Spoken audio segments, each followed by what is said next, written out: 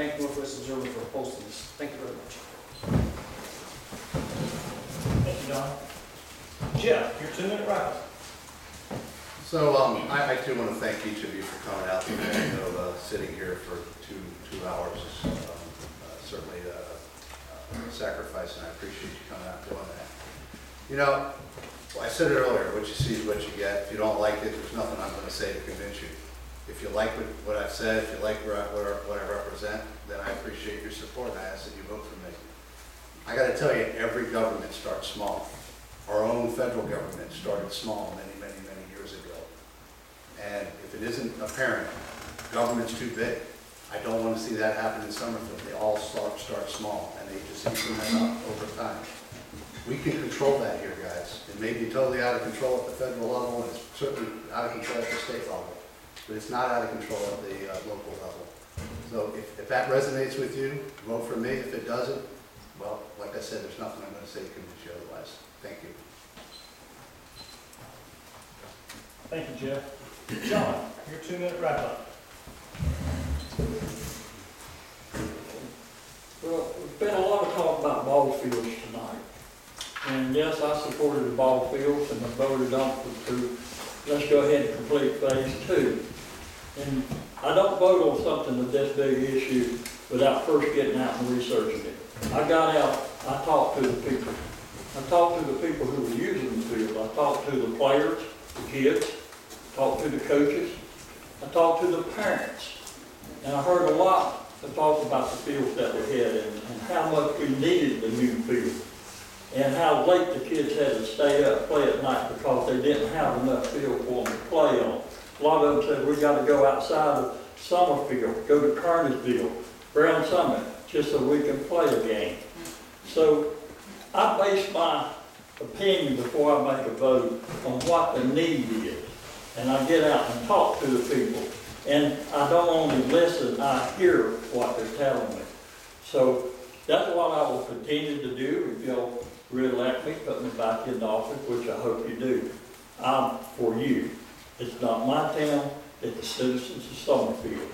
And we need to not only listen to them, we need to hear what they're telling us. And I do hear. Thank you. Thank you, John. Becky?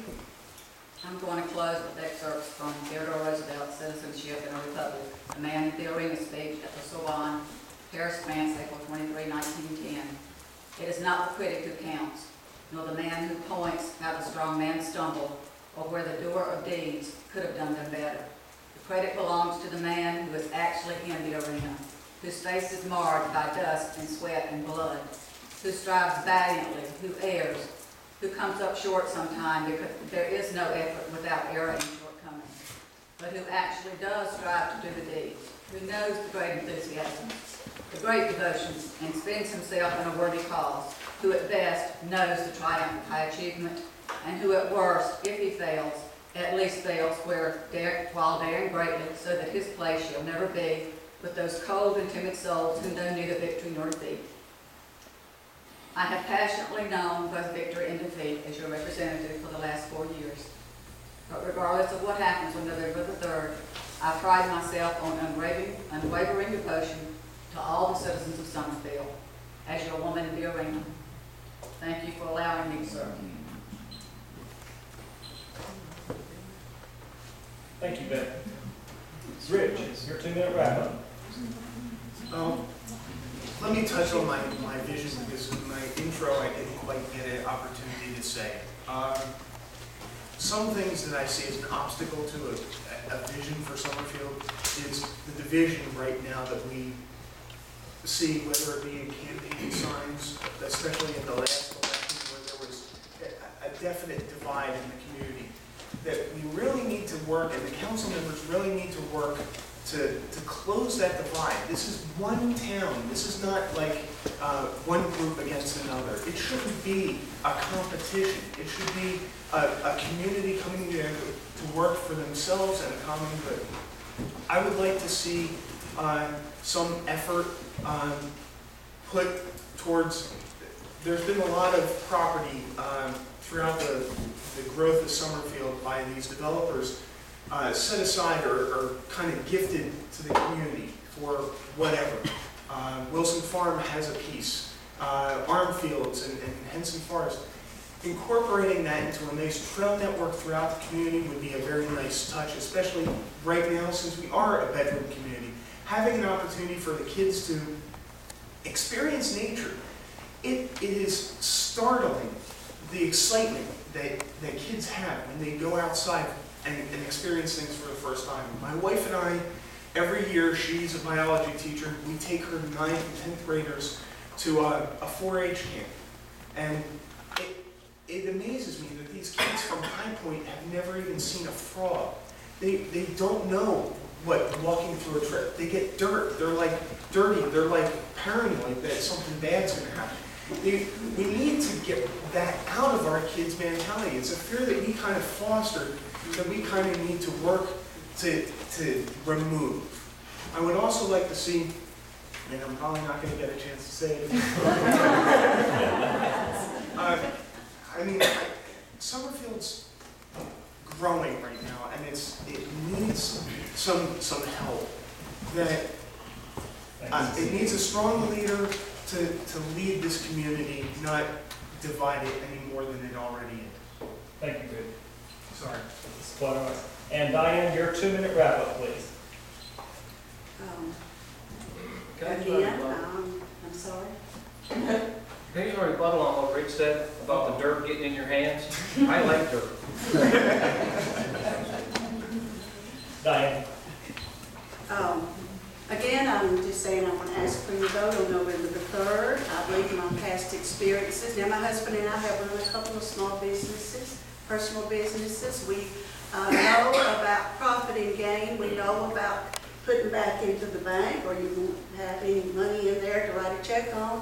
We know about these types of things. We know you've got to be busy, you've got to be talking to people, because both the types of business we were in were sales.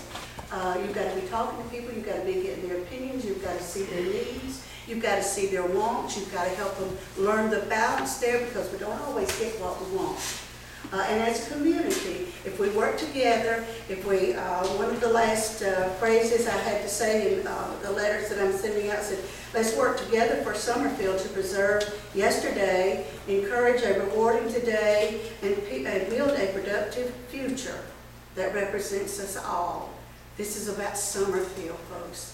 This is not just about me. Sometimes I can change my opinion, and I will change my opinion. You show me good reasons. And I hope that you will make me do the same thing. If I ask you to change your opinion, make me show you the reasons. Make me convince you what is good for Summerfield.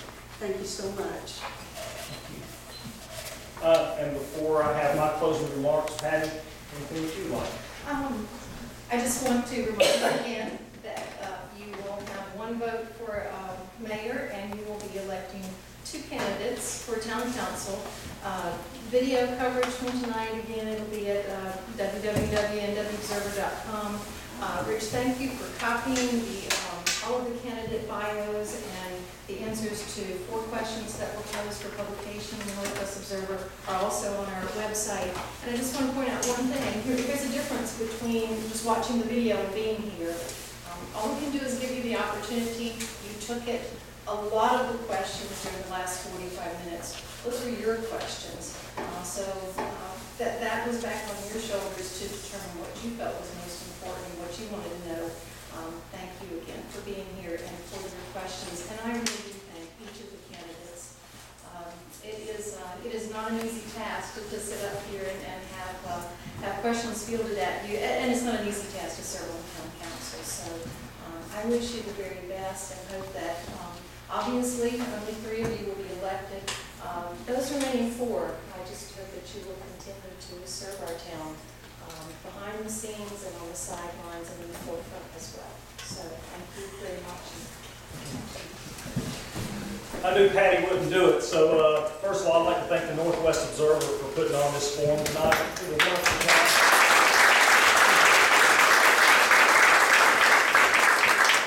And I too would like to thank the candidates for their willingness to serve the community in this way. We know these folks aren't doing it for the money. We know they're not doing it for fame and fortune or because they got too many idle hours in the day. They're doing it because they have a genuine